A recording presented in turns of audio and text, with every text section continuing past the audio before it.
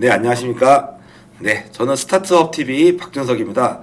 오늘도 여러분들에게 창업자와 스타트업 그리고 중소기업에게 도움이 되는 유용한 정보를 알려드리고자 이 자리에 왔습니다. 오늘은 이제 베스트 창업자금 시간으로 2021년도 중소벤처기업부 정책자금에 대해서 리뷰해보는 시간을 갖도록 하겠습니다. 중소벤처기업부 정책자금이라고 하는 것은 기본적으로 중소벤처기업부에서 예산의 일부를 스타트업과 중소기업에게 저금리로 대출을 해주는 자금을 의미를 합니다. 그래서 원금과 상환을 갚는 그런 상품인데요. 생각보다 이 중소벤처기업부 정책자금이 많은 기업들로부터 인기를 얻고 있습니다. 그런데 지금 이 자금을 잘 모르시거나 신청하는 방법을 모르실 수가 있고 새해에 맞아가지고 예년과 달리 달라진 부분들이 좀 존재를 하거든요. 그래서 한번 좀 리뷰를 해보면서 나는 내년에 이제 새해에 이제 2021년부터 자금을 받아야겠다는 분들에게 어떤 자금이 있고 어떤 게 신청하면 되는지 어떤 특장점이 있는지에 대해서 한번 가볍게 리뷰해보는 시간을 가져보도록 하겠습니다. 한번 내용을 보면 저희 이 자금은 2020년 12월 24일 크리스마스 이브에 나왔습니다. 크리스마스 이브에 나오고 그 다음에 크리스마스 쉬는 시간 동안 그때 휴가를 가셨겠죠. 여기 일하시는 분들은. 보통 이맘때 나옵니다. 크리스마스철쯤에 이렇게 광고가 나오는데 한번 내용을 한번 볼게요. 중소기업 정책자금 지원 개요라고 되어 있는데 처음에는 그 전체적인 큰 사업 개요에 대해서 설명을 하고 있습니다.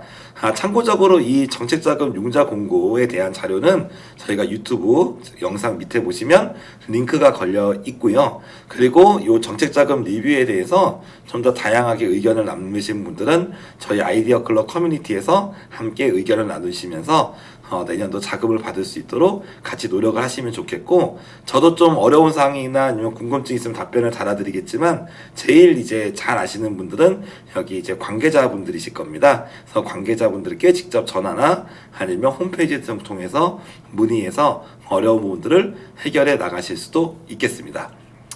내용을 한번 쭉 보시기 바라겠습니다. 그래서 기본적인 운용 목적 방향 이렇게 써 있는데 다른 것보다도 장기에 저리 자금을 공급한다라고 보실 수 있어요. 그래서 기본적으로 은행이 3년 정도 대출을 해준다면 길어야 3년이죠. 1년에서. 그러면 여기서는 5년에서 10년 정도의 장기간을 대출해 줍니다. 그래서 원금 상환 기간이 길다는 것은 상당히 메리트가 다가오게 되겠고요. 그리고 조금 어려우거나 특수한 상황에서는 한 1, 2년 정도 연장도 해줍니다. 그래서 생각보다 장기 자금을 대출해 준다. 그리고 절이라고 하는 거는 저금리를 얘기하는데 보통 2%에서 좀 플러스 마이너스 정도로 지원을 하게 됩니다. 그래서 생각보다 저금리를 해주게 된다라는 부분을 보실 수가 있을 것 같아요. 그리고 고용을 창출하거나 수출 이런 기업들에 대해서 자금을 우선을 지원을 하겠다 라고 얘기를 합니다. 그래서 혁신성장, 4차 산업 관련된 분야, 비대면 분야, 소재 부품 장비 분야, 아니면 그린, 디지털 리들 쪽 이런 분야에서도 지원을 한다라고 볼 수 있겠습니다. 그리고 이 중소벤처기업진흥공단에서 이제 중소벤처기업진흥공단에서 오늘 중소벤처기업부의 융자를 담당을 하는데 이 중소벤처기업진흥공단이 융자의 큰 특징은 직접 대출 위주로 자금을 지원을 한다는 거예요. 그리고 기술사업성 평가를 통해서 한다. 그리고 성장 가능성을 본다. 이런 말이 어떤 의미로 오시냐면 일반적으로 은행에 비해서 은행은 주로 담보 위주의 대출을 합니다. 그래서 기업이 미래 성장 가능성에 대해서 평가를 하기보다는 담보력의 위주로 평가를 하지만 여기서는 그 기업이 갖고 있는 기술, 노하우, 역량, 그런 사업성에 대한 평가를 통해서 담보가 좀 부족해도 자금을 준다. 그래서 정책자금의 역할이라는 게 은행에서 취급하지 않는 분야도 지원을 해서 기업을 살린다는 의미도 갖고 있거든요. 그래서 여기서 보시면 그 부분 중에 하나가 기술사업성 평가다라고 얘기를 할 수가 있겠고요. 그 다음에 두 번째, 직접대출이라는 포인트가 있습니다. 그래서 이 직접대출의 포인트는 제가 오른쪽에 있는 전자칠판을 통해서 말씀을 드려볼게요. 기본적으로 좀 우리가 리뷰하는 시간이지만 참 자금에 대한 리뷰를 해도 네, 기본적인 용어는 좀 알고 가시면 좋을 것 같습니다. 직접 대출. 그래서 우리가 흔히 얘기하는 조금 단축 용어로 얘기한다면 직대라고 표현을 할까요? 직접 대출이 있고 그 다음에 간접 대출이 있습니다. 이 직접과 간접의 차이는 뭐냐? 직접은 이 기관 중소벤처지원공단에서 바로 기업에게 다이렉트로 돈을 쏴주는 거예요. 간접 대출은 기관이 은행을 통해서 기업을 쏴주는 겁니다. 그래서 기관하고 기업에서 기관은 이 기업에 대해서 보증을 서주고 이 보증서를 발급을 하게 돼요. 그 은행은 기업이 돈을 못 갚으면 이 기관이 갚아주겠다라는 이 보증서를 담보로 해서 기업이 대출을 해주는 거죠. 그래서 은행 입장에서는 거의 리스크가 없습니다. 이게 간접 대출 형태입니다. 근데 이제 직접 대출은 뭐가 좋냐면 간접 대출에 비해서 간접 대출은 이 보증을 쓰는 과정에서 보증료라는 비용이 발생을 하게 됩니다. 그래서 이 보증료가 보통 1억에 한 100만 원 정도 합니다. 그리고 좀 할인을 받으면 한 1억에 30만 원 정도 1년에 내야 돼요. 근데 기본적으로 할인이 없다고 봤을 때 1억에 100만 원 정도 내게 되고 5년을 여러분이 빌리면 500만 원이 나가게 되죠. 그래서 이 보증료에 플러스 이자가 붙어요. 근데 이 직접 대출은 보증료가 없어요. 그냥 이자만 내는 거예요. 그리고 나중에 원금을 내는 구조입니다. 그래서 이런 상황을 봤을 때 여러분 입장에서 직접 대출이 갖고 있는 의미는 보증료에 대한 부분을 내지 않아도 되기 때문에 여러분들 입장에서 비용 절감이 1차적으로 가능하다라는 그런 부분이 있고, 우리나라의 이런 이제 정책자금 분야에서는 이런 보증을 취급하는 기관들이 있는데, 이 보증을 취급할 때 나중에 보증 한도라는 게 설정이 돼요. 근데 만약에 이 중진공 직접 대출을 여러분이 이용할 경우 보증 한도랑은 상관이 없습니다. 그래서 좀 더 추가적인 대출이 받을 수 있는 가능성이 존재한다 라고 이렇게 좀 보실 수도 있겠습니다. 그런 부분에서 중소벤처기업부 정책자금은 많은 분들에게 인기를 얻고 있고, 그래서 신청도 빠르게 마감이 되고, 생각보다 그 신청을 제때 못하면 한 달씩 기다려야 됩니다. 그래서 1월달 거 신청 못하면 2월달까지 기다려야 되고, 2월달 못하면 3월까지 기다려야 되고, 그래서 빠른 기간에 신청할 수 있는 게 대단히 중요하고, 그래서 1, 2, 3월에 특히 수도권에서는 아주 경쟁적으로 치열하게 하고 있다는 그런 포인트를 알려드립니다. 예상 규모는 5조 4천억입니다. 5조 4,100억이고요. 기본적으로 여러분은 중소기업 기법법상 중소기업을 받으시는 게 필요하겠습니다. 그리고 신청 방법은 여기 밑에 있는 중소벤처기업진흥공단의 홈페이지를 통해서 접수를 하게 되고, 이제 예산 소진시까지 마감이 됩니다. 그리고 여기서 한 가지 여러분이 용어를 더 알아두셔야 될 거, 기본적으로 융자는 정책자금 융자에서는 시설자금과 운전자금으로 나눠 있습니다. 시설자금이라고 하는 거는 우리가 여러분이 흔히 부동산을 생각을 하시면 알겠지만 어떤 것들이 있냐, 담보라고 표현을 하잖아요. 그래서 우리가 부동산 대출을 할 때 부동산을 담보로 저당권을 잡죠. 그리고 이걸 가지고 대출을 하게 됩니다. 그리고 나중에 내가 대출을 못 갚으면 이 부동산을 그 대출 기관이 나중에 경매를 통해서 가져가게 되는 거죠. 그래서 어떤 부분에 담보를 잡을 수 있는 그런 형태다라고 하면은 우리는 그런 자금들을 시설자금이라고 할 수가 있고요. 반대로 시설자금과 상반되는 개념이 운전자금인데, 운전자금은 일반인 그냥 기업이 경영활동과 관련된 자금입니다. 그래서 또 운전자금이 상당 부분은 담보를 잡을 경우도 있고 담보를 잡지 않는 경우에도 존재하는데요. 보통 담보를 안 잡고 대출해주는 경우를 우리가 신용대출이라고 얘기를 하게 되는 거죠. 그리고 일반적으로 중진공 자금에서는 담보를 안 잡고 기업이 기술사업성 평가를 통해서 자금을 주는 경우가 많으니 기업 입장에서 상당히 유리하다고 볼 수가 있겠습니다. 물론 다른 정책자금 기관에서도 그렇게 많이들 합니다. 그래서 일반적인 그냥 민간금융기관과의 차이라고 보시면 되겠습니다. 그래서 시설자금의 내용은 결국 담보를 잡을 수 있는 것들이 무엇냐라고 보는데, 기계 설비라고 써 있어요. 그래서 고가의 기계 장치, 그리고 공장 자동화 라인, 이런 설비들, 이런 부분들을 기본적으로 구입할 때 그 설비 구매 가격이나 이런 부분을 상당 부분을 감정평가를 하고 일부러 또 담보를 잡는 등 그런 형태로 자금을 지원하는 거죠. 그리고 부동산 사업장 건축에 대해서 들어갑니다.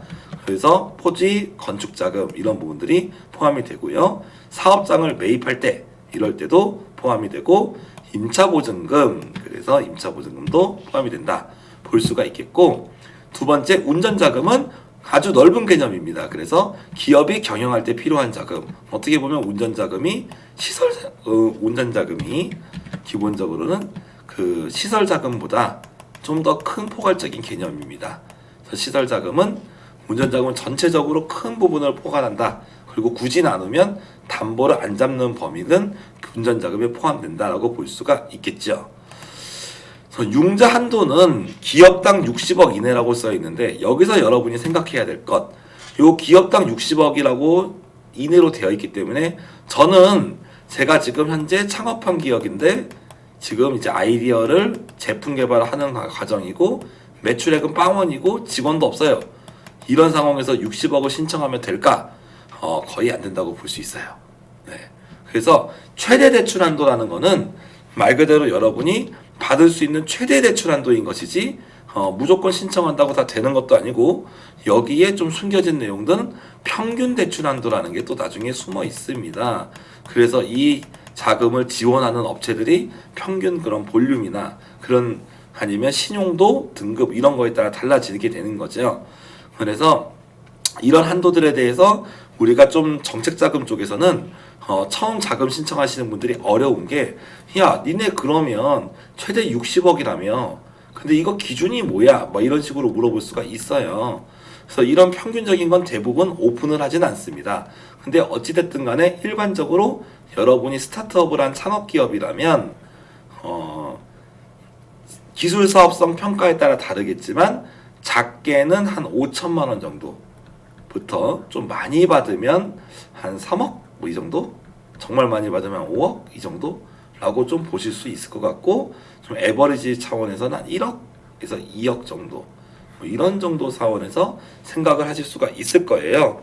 그래서 사업이 아이템이 뭐냐, 그리고 현재 어디까지 준비가 돼 있냐, 뭐 여러 가지 이런 등등을 보고 판단해서 주는 거다. 그래서 이런 말씀을 드리는 거는 제가 많은 스타트업들과 이렇게 만나면서 멘토링도 하고, 그리고 실제로 뭐 교육이나 이런 현장에서 이렇게 부딪히다 보면 정말 이걸 믿는 분들이 계시더라고요. 정말 이걸 믿고 내년에 중진공에서 30억 융자 받아서 공장 사서 사업해야지 이렇게 생각하시는 분들이 계세요. 근데 아무런 준비나 이런 기술사업성 평가가 제대로 못 받는 상황에서 이걸 할 수가 없는 거죠. 그래서 나중에 이런 파트를 우리가 이제 여신평가나 기업평가 쪽에서 또 다루게 되고, 그런 부분에 대한 거는 오늘 리뷰에서 다루진 않습니다. 하지만 요 60억을 고스란히 믿지는 말자라는 말씀을 좀 드릴 수가 있게 돼요. 그래서 이런 부분에 대해서 만약에 내가 좀 애로사항이 있거나 막힐 때, 그래서 나중에 사전 상담을 받는 게 좋고, 사전 상담을 받으면 이 기관의 전문 평가위원회에서 이 정도 회사의 기업이면 평균적으로 우리는 얼마 정도를 융자합니다라는 금액을 실제로 일하시는 실무진들이 알려주실 거고, 그래서 가능하면 이 문서만을 보고 믿기보다는 여러분이 이 다음에 상담을 받아서 그 부분을 어느 정도 가능성을 확인을 하셨으면 좋겠다라고 좀 말씀을 드려볼 수가 있습니다. 그래서 금리는 약간 뭐 고정금리, 변동금리 차이가 있겠지만 뒤에 표가 있으니까 그걸 보도록 하고, 고용이나 수출 정도의 실적을 달성한 기업은 일부 이자를 환급을 해줍니다. 융자 절차를 보겠습니다. 융자 절차는 상당히 중요하기 때문에 여러분이 한번 보시면, 기본적으로 온라인 상담 예약을 합니다. 개인적으로 중진공 자금 받기 가장 어려운 거는 바로 요 1번입니다. 놀랍게도 상담 예약을 할 때 선착순으로 마감됩니다. 그래서 특히 요즘같이 코로나 때는 방문해서 상담 예약하기도 어렵고 홈페이지로 해야 되잖아요. 그래서 빨리 접수하는 사람이 임자입니다. 그래서 여러분 입장에서 상담 예약을 하기 위해서 미리 한번 홈페이지도 가입을 해놓고 접수 시간에 이 땅 해가지고 접수를 해야 되는 거죠. 그래서 이 부분은 좀 2021년도 상반기 접수하시는 분들이 매우 중요하다라고 얘기 드릴 수가 있고, 상담 예약이 됐다라고 하시면 그 다음에 여러분은 실제로 대면 또는 비대면으로 상담을 하시게 될 거고, 이 상담 과정에서 어느 정도 자금을 받을 수 있는지, 그리고 대출 금액이 적정한지 여러 가지 의견을 들으실 수가 있습니다. 그래서 상담이 끝나게 되면 여러분에 대한 추가 서류를 제출을 하게 되고, 정책 우선도 평가를 통해서 신청이 가능한 여부를 결정을 하게 되는 거죠. 그래서 온라인으로 융자 신청을 하게 됩니다. 그래서 여기가 서류심사라고 볼 수 있겠습니다. 서류까지 가는데, 일단 제일 중요한 거는 오늘 이런 리뷰나 이런 공문을 여러분이 직접 검토를 하시고 내가 어떤 자금을 받을 수 있고 어느 부서에 넣어야 되는지 이런 부분을 확인을 하고 온라인 상담 예약을 신청하는 거예요. 이게 정말 중요하다라고 말씀드릴 수가 있고, 상담 과정을 통해서 어떤 자금을 신청하고 어떤 식의 가이드라인을 받게 되면 여러분이 서류를 내게 되는 거죠. 그 다음에 가장 중요한 기업 심사 과정이 있습니다. 그래서 상담 예약, 그리고 서류 심사, 그리고 기업 심사, 이 과정이 가장 크다. 그래서 이 상담 과정도 같이 의미를 넣게 되죠. 이런 과정을 거쳐서 융자 결정이 되고, 내가 만약에 한 2억을 썼다고 해도 실제로 한 1억 나올 수도 있는 겁니다. 보면은. 그래서 이 융자에 대한 내용은 경쟁률이나 기술사업성 평가 이런 거에 따라서 달라진다라고 얘기할 수가 있습니다. 그래서 대출을 받고 사후 관리를 받게 되는 거죠. 그래서 온라인 상담 예약에서는 홈페이지를 통해서 상담 일자를 예약을 하는데 이게 경쟁이 튄다는 거예요. 그 다음에 자가진단을 제출을 해야 돼요. 그래서 온라인 상담 예약을 하신 다음에 자가진단을 제대로 작성을 해야 되고, 제대로 작성 못할 경우는 제한이 있을 수 있다라고 말씀드릴 수 있습니다. 두 번째 상담입니다. 상담을 하게 되고요.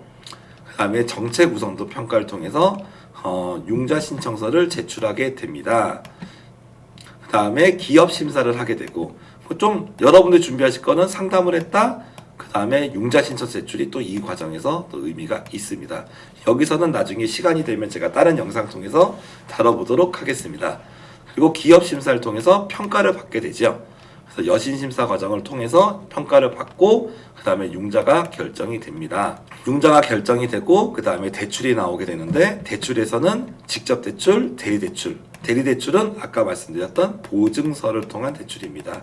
하지만 이 기관은 기본적으로 직접 대출이 많고, 직접 대출이 장점에 대해서 설명을 드린 바 있습니다. 여러분, 제가 목소리가 조금씩 끊기는데 지금 새벽 1시입니다. 새벽 1시에 하는 이유는 영상에 대해서 제가 뭐 엄청나게 큰 걸 갖고 하는 건 아니지만 이 자금이 1월 서울 경기 지역으로 했을 때 1월 7일, 1월 8일 날 바로 10시부터 접수를 하는데요. 접수가 마감이 돼요. 그래서 제가 영상을 좀 빨리 올려드려야 여러분들이 조금이라도 준비하는 시간이 날까봐, 저도 1월 달에 하고 싶은데 가능하면 미리 조금이라도 좀 잠을 주어서 하는 게 맞지 않을까 해서 하고 있습니다. 네. 그래서 보시면 직접 대출, 대리 대출 이런 부분이 있습니다. 융자 제왕 기업은 기본적으로 휴폐업 중인 기업은 안 되고 체납도 안 됩니다. 그리고 연체, 대출 연체나 현재 지금 뭐 부도 이런 관련된 내용이 있어도 안 됩니다. 다만 요 3번의 내용에 대해서는 제도전 창업자금, 과거에 폐업했거나 다 퇴업한 경험이 있는데 다시 창업한 분들에 따라서는 일부 가능할 수 있습니다. 그 다음에 내용을 보시면 융자 제외 대상 업종은 어떤 경우라도 안 되죠. 그래서 사행산업에 대해서 부분도 안 됩니다. 그리고 공공 부분을 직감적으로 운영하는 기업도 안 됩니다. 그리고 고소득으로 자금 조달이 상대적으로 용이한 업종, 법무사, 세무사, 변호사 등 이런 전문 서비스 업종, 금융업 이런 경우도 지원이 안 되고요. 소상공인 같은 경우도 일반적으로 지원이 안 되는데 왜 그러냐면 소상공인은 소상공인 정책자금이라는 게 따로 있습니다. 그래서 그거는 나중에 다른 영상에서 다루도록 합니다. 소상공인 쪽도 기본적인 지원이 안 된다. 다만 우리가 뭔가 좀 기술 창업 관련된 부분들, 제조업이나 성장 가능성이 높은 소프트웨어 이런 업종을 하시는 분들은 소상공인이라고 하더라도 이 중소벤처진흥공단의 지원자금을 받을 수 있는 중간에 좀 서로 양쪽 자금을 받을 수 있는 중간의 영역에 속하게 된다라고 좀 볼 수 있습니다.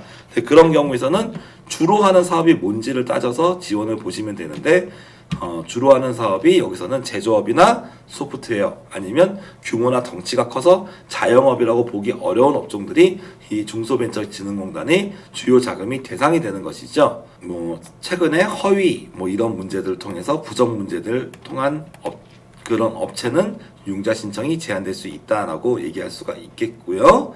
그리고 업종별 융자 제한 부채 비율을 초과하는 기업은 지원이 안 되는데요. 업력 7년 미만 스타트업 기업은 보통 업종별 부채 비율이라는 게 있어요. 별표 5를 보시면 있지만 그 부채 비율보다 낮아야지 융자를 해줍니다. 근데 이 부채 비율이 막 중소기업, 대기업 막 다 섞어놓은 비율이라서 생각보다 부채 비율이 낮아요. 업력 7년 미만의 자본금이 거의 없는 스타트업들은 이걸 적용하면 자금을 받을 수가 없겠죠. 그래서 스타트업은 예외입니다. 그리고 일정 규모 미만의 간편장부 대상 사업자도 예외입니다. 뭐 볼 수가 있겠고요.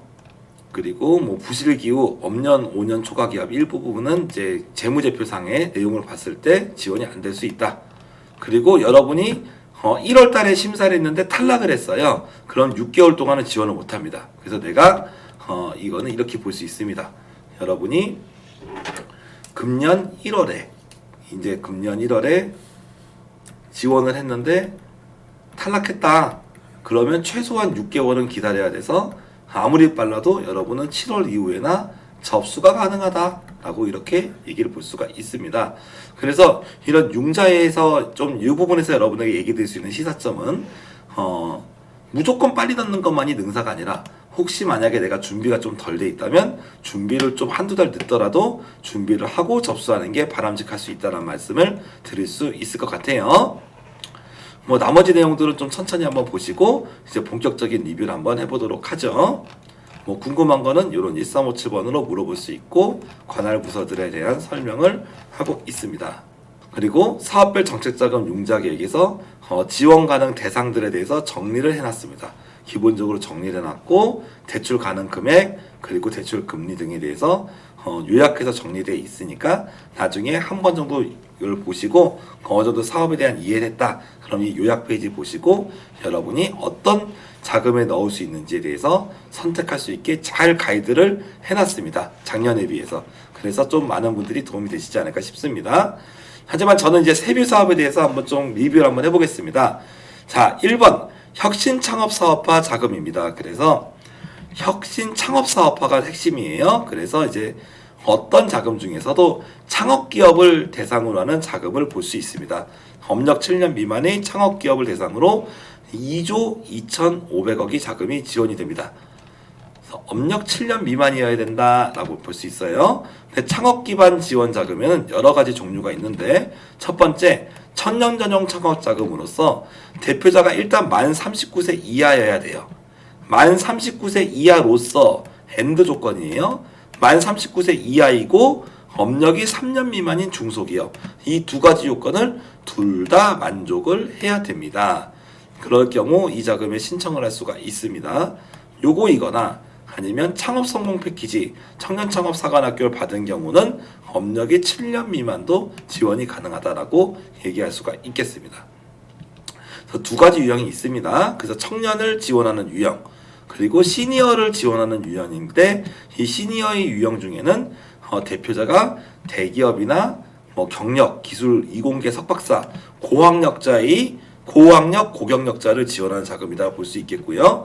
비대면 분야 창업 자금이 금년에 신설이 됐습니다. 그래서 비대면 분야를 창업하는 분들은 이 자금을 이용해라 라고 나올 수가 있죠. 그럼 여기서 한 가지 이런 질문을 할 수 있습니다. 아, 나는 40살 이상이지만 40살 이상의 시니어지만 청년도 아니고 그렇다고 고학력, 고경력도 아니다. 그리고 비대면도 아니다. 나 억울하다 이런 얘기할 수 있는데 이런 분들에 대해서 솔직히 좀 소외된 부분이 있습니다. 그래서 이런 부분은 개인적으로 좀 아쉬워요. 왜냐하면 우리가 시니어 기술 창업자만 근데 나이로 해야지 왜 이런 고학력 고경력만 할까 그런 부분에 대해서 개인적으로 리뷰하면서 좀 아쉬움이 있습니다. 그래서 내년에 좀 정부기관에서 이런 40세 이상의 시니어들의 대상으로도 그냥 일반적인 창업자금도 좀 개인적으로 지원을 해줬으면 하는 바람이에요. 왜 그러냐면 제가 현재 필드에서 보다 보면 뭐 여기서도 많은 데이터가 있겠지만 학력과 경력이 부족해도 현장에서 10년, 20년, 30년 경력을 쌓아서 정말 훌륭한 그런 분들이 많이 계시거든요. 그런 분들에 대한 자금이 있으면 좋지 않을까 생각을 해봅니다. 하여튼 그런 아쉬움을 뒤로 한 채 기본적으로 창업 기반 자금은 연간 60억. 하지만 우리는 생각보다 이거 받기 쉽지 않다라고 얘기했죠. 운전 자금은 연간 5억 정도 이내로 지원을 합니다.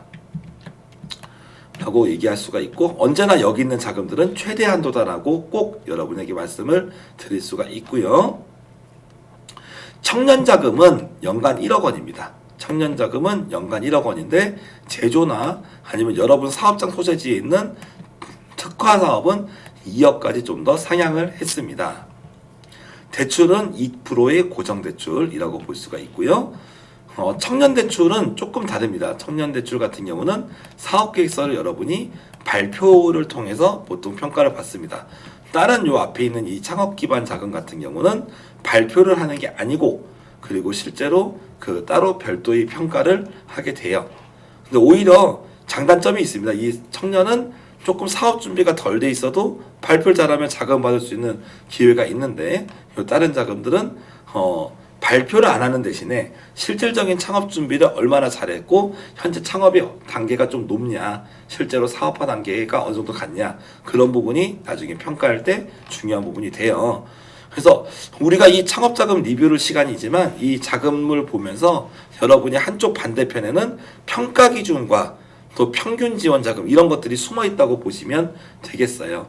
그래서 내가 이 자금이 다 되는 게 아니라 좋은 평가를 받을 수 있는 기업 평가에 받을 수 있는 그런 여러분이 어느 정도 창업 준비를 철저히 잘 했는가, 그런 부분도 숨어 있다는 거죠. 그래서 창업 준비가 평균적으로 하는 뭔가의 그런 기준이 있는데 그 기준이 어느 정도 여러분이 충족됐으면 자금 받을 가능성도 높고 선정가는 자금 금액도 많이 받을 것이고, 그 부분이 낮으면 적게 받을 것이다 하고 얘기할 수가 있고, 애매하면 제가 말씀드린 평균 에버리지인 5천만 원에서 2억 사이 정도 받을 수 있다라고 생각할 수 있을 거예요.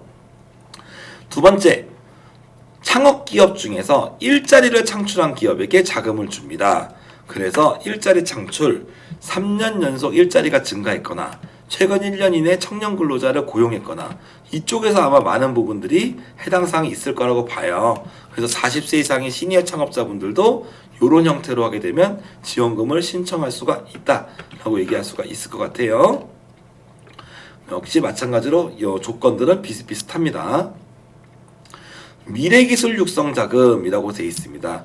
여러분의 아이템이 혁신성장 분야, 흔히 얘기하는 4차 산업 분야 쪽에서 여러분이 이제 하고 있다면 이런 자금이 대상이 되는데, 대신에 업력이 3년 이상 10년 미만이어야 된다. 그래서 여기는 업력에 대한 기준으로 정해져 있는 거죠.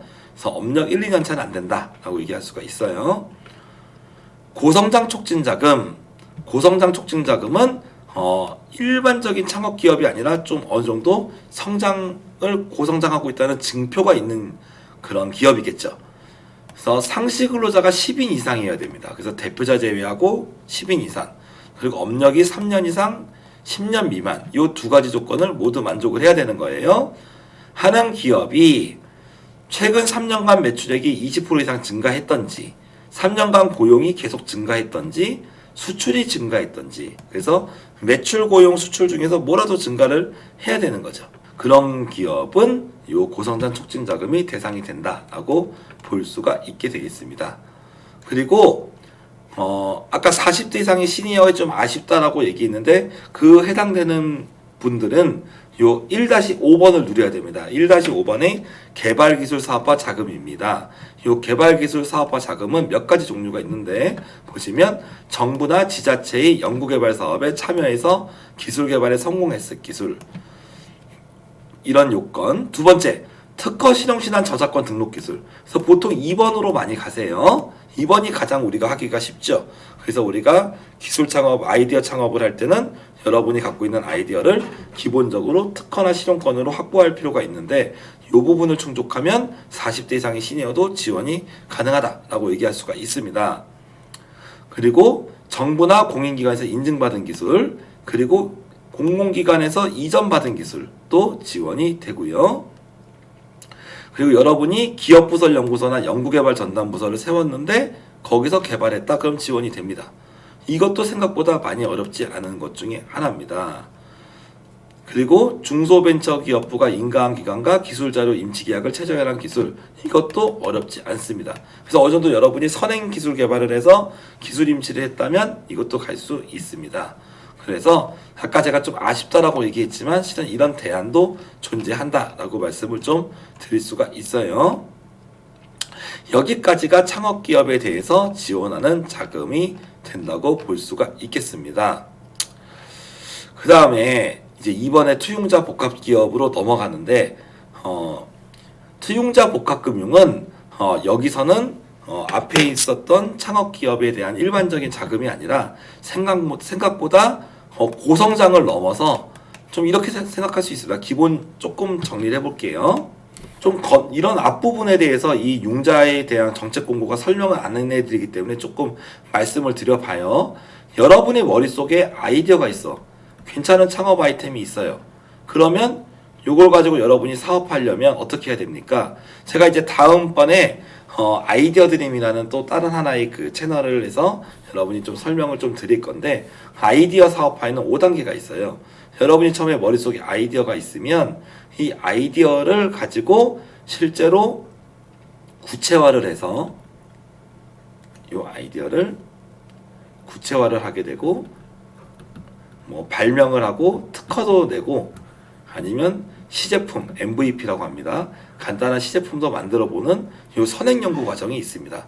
그래서 아이디어를 처음에 어느 정도 만들어서 특허나 시제품까지 만들어 보고 이게 내가 정말 사업이 되겠다라고 생각한다면 이게 1단계예요. 아이디어를 만드는 단계. 그리고 2단계는 그럼 이 제품을 대량 생산 같은 경우도 하고 고도화를 해야 돼요. 소프트웨어도 머릿속에 있는 소프트웨어를 제대로 만들려면 생각보다 개발비가 많이 필요해요. 그렇기 때문에 우리는 창업자금을 받아야 됩니다. 이 창업자금을 받는 많은 창업자금 중에서 이 중소벤처기업부 정책자금이 한 가지 유형인 거죠. 그래서 창업자금을 받아야 되고 이 창업자금을 받으려면 여러분이 사업계획서를 잘 써야 되고 비즈니스 모델도 잘 만들어야 되는 거죠. 창업자금을 받으면 3단계에서 제품 개발을 하게 됩니다.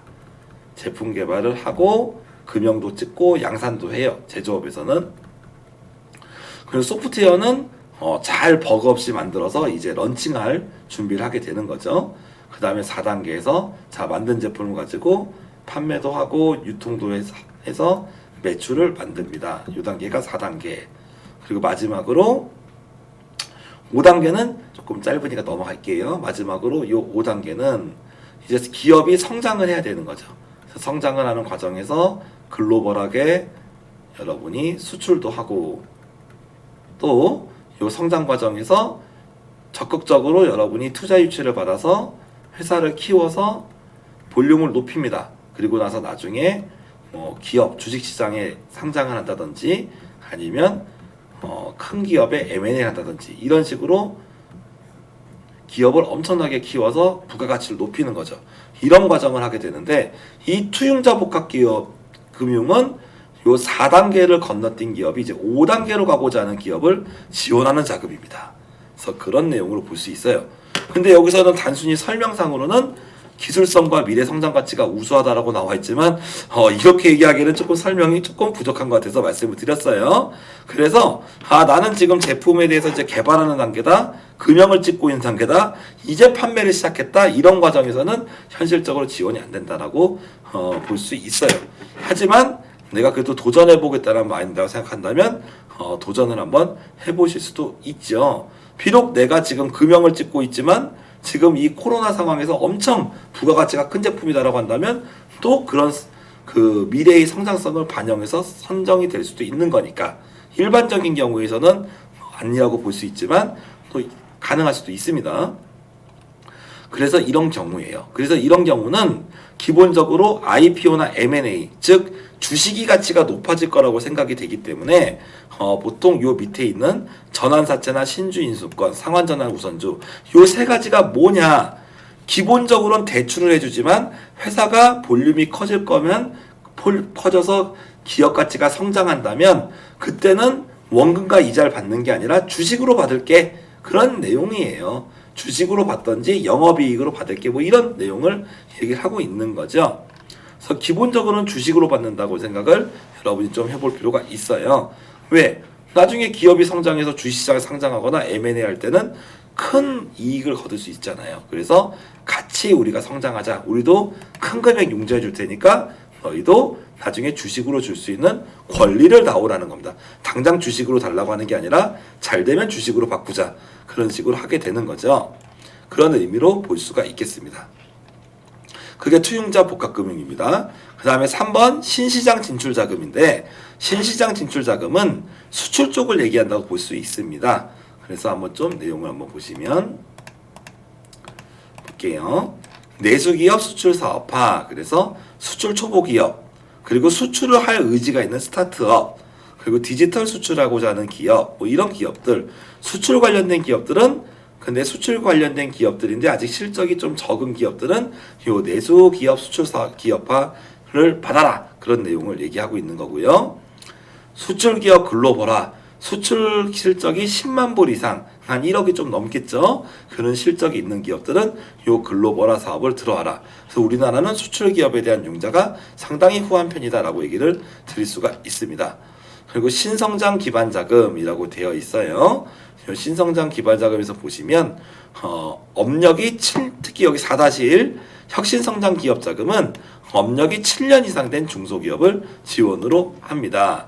그래서 업력 7년 이상 기업이 단독으로 이렇게 지원 신청을 할 수도 있고, 아니면 협동화라고 해서 밑에 내용이 보시면 3개 이상의 중소기업이 규합을 해서 협동화 실천 계획을 받은 경우, 이런 경우 지원을 받을 수 있다라고 볼 수 있습니다. 한마디로 쉽게 얘기해서 업력 7년 이상의 기업들이 받을 수 있는 자금이다라고 볼 수가 있겠다라고 얘기할 수 있는 거예요. 넷제로 유망기업 지원이라고 써 있는데, 좀 그린 친환경 쪽에 있는 그린 기술 저탄소 친환경 쪽에 해당하는 자금입니다. 그리고 4-3에 제조 현장 스마트화 자금, 이런 부분이 있습니다. 그래서 스마트 공장 관련된 자금입니다. 그리고 5번 제도약 지원 자금은 좀 중요한 부분이 있는데, 제도약 지원 자금은 과거에 폐업하고 다시 이번에 과거의 경험을 살려서 재도전하고자 하는 그런 기업에게 지원하는 자금입니다. 제도약 자금도 종류가 여러 개인데, 첫 번째 사업 전환. 그래서 뭔가 기존에 하던 사업이 잘 안 돼서 다른 업종으로 전환하고자 하는 경우, 그 전환 계획을 승인받은 기업이 지원하는 자금이 사업 전환 자금이고요. 이런 경우는 좀 오래된 기업이 좀 지원이 되겠죠. 그 다음에 구조개선 전용 자금. 그래서 우리가 일반적으로 기업이 잘 안 돼서 구조조정한다고 하잖아요. 그런 구조조정에 해당하는 자금이라고 볼 수가 있겠습니다. 그래서 은행권에서 자금 조달이 어려운데 이런 1년의 조건을 만족하면 우리는 주겠다라고 볼 수가 있고요. 재창업 자금입니다. 그래서 일반적인 스타트업과 관련된 자금은 이 재창업 자금들이 많은데, 내용을 한번 보시면 과거에 폐업했다가 다시 창업하는 경우, 근데 과거에 만약에 내가 폐업해서 신용이 어려웠다고 하더라도, 예를 들면 이럴 수 있습니다. 과거에 제가 사업을 잘 못했어요. 그래서 파산을 했습니다. 한 5억 정도 파산을 했어. 그래도 금년도 기준에서는 30억 이하의 그런 개인회생이나 파산, 이런 경우 채무조정이 있었던 경우라고 하더라도 자금을 지원해 줍니다. 그래서 그런 부분에서 재창업 자금이 과거에 안 됐던 기업들도 지원을 많이 해준다라고 볼 수가 있습니다. 그리고 일반적으로 우리가 회생이나 파산에 대해서 면책 결정이 나왔다, 회생인가나 파산 면책 결정이 나온 경우 3년에서 5년 정도는 신용불량 상태가 있거든요. 그래서 일반적으로 그 라인에서는 자금 조달이 안 되는데, 정말 고맙게도 이 중소벤처기업부에서 하는 이 정책자금에서는 30억 미만까지는 금년 2020년 기준에서는 자금 지원을 했어요. 2021년도에도 자금 지원이 충분히 여러분이 해주겠다라고 이렇게 나와 있는 거죠. 다만 재창업한 지 7년 미만이어야 된다. 그리고 예비 창업자도 가능합니다. 재창업을 준비 중인 예비 재창업자도 가능은 합니다. 그리고 이 재창업을 준비 중인 자도 인 경우는 자금이 확정이 되면 3개월 이내에 사업자를 등록을 해야 돼요. 그래서 설립 7년 미만 법인기업도 포함을 합니다. 그래서 재창업자의 요건에 대해서 몇 가지들이 나와 있는데 다만 기본적으로 여러분이 재창업한 대표가 과거 실패한 개인이나 법인이 대표이사나 실제 기업주여야 된다. 그리고 폐업한 기업이 뭐 비영리, 뭐 사치향락 이런 업종은 기본적으로 해당이 되진 않지만 폐업한 기업이 매출 실적이 있었다면 그런 거 지원이 된다라고 볼 수가 있는데 모두 해당이 돼야 돼요. 그래서 과거에 내가 대표자거나 실질 기업주여야 되고, 두 번째 폐업한 업종이 비영리, 뭐 5인 미만 소매업, 단순한 그런 뭐 자영업 이런 쪽 관련된 데가 안 되고 그런 쪽에 해당 사항이 없어야 되고, 세 번째 폐업한 기업이 매출 실적이 있어야 됩니다. 다만 3년이 넘은 좀 오래된 폐업 기업인 경우는 매출 실적이 없어도 지원을 할 수가 있고, 또 여러분이 폐업하고 지금 재창업을 했는데 재창업한 상황에서 매출이 있는 경우는 3번의 경우는 예외를 처리해 주겠다라고 볼 수가 있습니다. 그래서 이런 공문들은 하나하나씩 꼼꼼히 보셔야 되고요. 이런 상황을 볼 수가 있어요. 그리고 성실 경영 평가를 통과할 것, 뭐 이런 식으로 나와 있는 거죠. 그리고 뭐 별도 자금을 운영한다고 하는데 참고로 보시면 될 것 같아요. 그리고 운전 자금 6년, 좀 길죠. 네, 자금을 많이 줍니다. 그리고 6번의 긴급 경영 안정 자금은 갑자기 기업이 어려워졌을 경우에 주는 자금인데요. 산업재해, 재해 아니면 자연재해, 재해를 통해서 어려워졌을 경우 여러분 나중에 재해 중소기업 확인증 뭐 이런 것들을 발급을 받아서 지원을 받을 수 있다 라고 얘기할 수 있고, 재해에 따라 피해 복구에 해당하는 비용을 지원을 줍니다. 그리고 일시적인 경영난이 생긴 경우 지원을 해주는데, 이 일시적인 경영난이라고 하는 것은 환율 피해, 대형 사고, 뭐 기술 유출 뭐 이런 부분들에 대해서 얘기하는 거고요. 코로나 이런 것 때문에 얘기하는 거고, 다만 체크하셔야 될 거는 단순히 사업이 영업이 부진하는 경우는 제외한다라고 볼 수가 있습니다. 그런 정도로 좀 이제 긴급적으로 어려운 상황에서 지원이 안 된다고 볼 수 있겠습니다. 자, 여기까지 전체적으로 뭐 뒤에 이제 여러 가지 내용들이 있는데 나중에 한번 좀 살펴보시기 바라겠고요. 여기까지 한번 좀 간단하게 리뷰를 드리려고 했는데 정말 이 정책자금이나 대출 쪽에서 너무 어렵다 보니까 제가 강의를 안 하고 리뷰를 드리려고 했더니 나름 강의 아닌 강의가 좀 된 것 같아요. 좀 죄송합니다. 여러분은 아마 똑똑하셔서 많은 걸 알고 계실 건데 하도 댓글이 많이 달렸어요. 금년도 2020년 정책자금 리뷰에서도 많은 분들이 또 댓글도 달아주시고 이메일도 달아주시고 저희 아이디어 클럽에도 글도 많이 올려주시고 해서 혹시나 하는 마음에 하다 보니까 본의 아니게 좀 시간이 길었습니다. 그래서 중소벤처기업부 정책자금에서는 정말로 특히 1, 2, 3월에 많은 분들이 지원을 하고 특히 속도전입니다. 온라인으로 빨리 예약을 해야 돼요. 근데 참고적으로 이 중간에 있는 페이지에서 여러분이 지금 상황에 따라 최적화된 자금들을 나열했잖아요. 그 자금들을 선택을 하는 게 중요하겠죠. 그리고 너무 이 최대 대출 금액 60억을 너무 믿지 마시고 하지만 생각보다 여러분이 기업이 순차적으로 성장한다면 순차적으로 자금 지원을 계속 받을 수 있도록 나름의 그런 성장 사다리가 좀 잘 되어 있습니다. 그래서 여러분들이 이 중소기업 정책자금 융자를 보시고 좀 더 빠른 기간, 특히 이제 1월 달에도 지원을 하니까 특히 온라인 상담 예약을 먼저 신청하셔야 되고, 그리고 상담 받으시고 지원을 합니다. 근데 좀 요 자금의 리뷰랑 상관없는 좀 부분도 좀 설명을 드렸지만 실질적으로 중요한 부분이거든요. 나중에 신청서 어떻게 써야 되지? 서류 어떻게 떼야 돼? 그리고 내가 평가를 잘 받으려면 어떻게 준비해야 될까? 내가 지금은 예비 창업자라서 이 자금을 받고 있지는 않지만 한 6개월에서 1년 정도 사이에 받을 것 같은데 그럼 나는 지금 어떻게 준비해야 되지? 이런 부분들이 이제 좀 고민 아닌 고민으로 다가올 수 있어요. 그런 부분에 대해서는 제가 나중에 또 우리가 이제 2021년에 저희 아이디어 클럽과에서 스타트업 TV 유튜브와 다르게 또 온라인 강의 서비스를 또 준비를 하고 있고, 또 멘토링이나 다양한 플랫폼을 통해서도 지원을 해드릴 겁니다. 그래서 많은 분들하고 같이 함께 하면서 이 고민에 대한 해결을 같이 했으면 좋겠습니다. 네, 이상으로 영상 마치겠습니다. 감사합니다.